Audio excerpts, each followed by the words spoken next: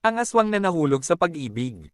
Sa isang tahimik na barangay sa probinsya, may isang aswang na kilala bilang Ligaya.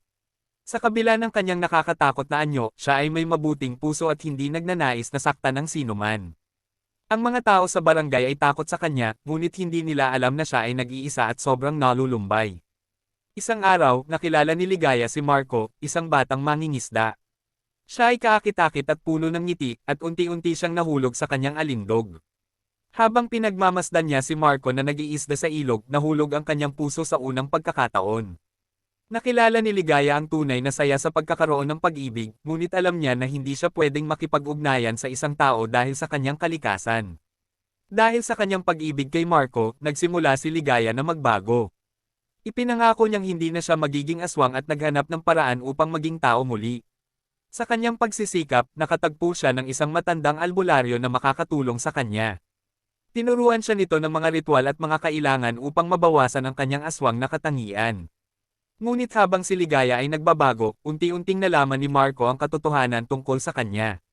Sa kabila ng takot at pagdududa, hindi siya nakapagpigil sa pag-ibig kay Ligaya. Pinili niyang kilalanin ang kanyang tunay na pagkatao, at sa kanilang pag-uusap, natutunan ni Marco na ang pag-ibig ay hindi natutukoy ng pisikal na anyo kundi ng kabutihan ng puso. Sa huli, nagtagumpay si Ligaya na maging tao muli at nagkaroon sila ng masayang pagtatapos.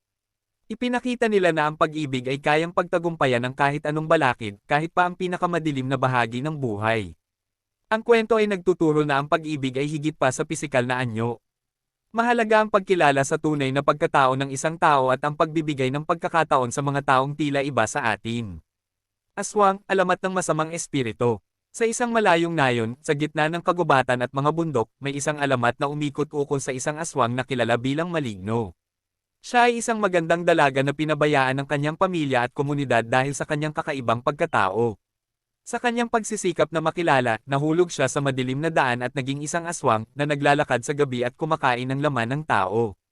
Ang mga tao sa nayon ay nagbigay diin sa kanyang pagkatao, kaya't tinakasan siya ng lahat.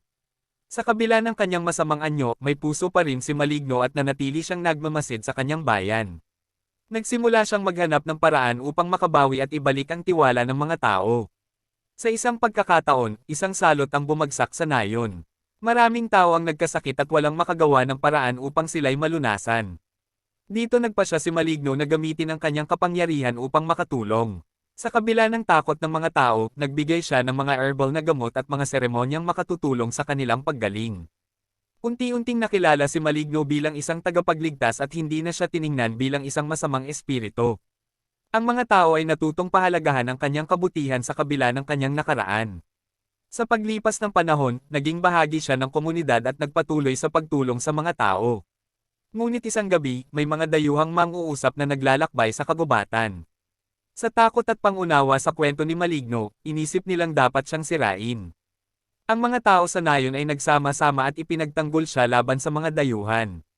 Dito, natutunan ng lahat na hindi mo dapat husgahan ang isang tao batay sa kanyang anyo o nakaraan. Sa huli, nagbigay diin ang alamat na ito sa halaga ng pagkakaroon ng malasakit, pagtanggap, at pagbabago. Naging simbolo si Maligno ng pag-asa at pagbabago sa nayon, at ang kanyang kwento ay naging bahagi ng kasaysayan ng kanilang bayan. Ang kwento ay nagtuturo na ang tunay na kahulugan ng pagkatao ay hindi nasusukat sa mga pagkakamali at masamang nakaraan.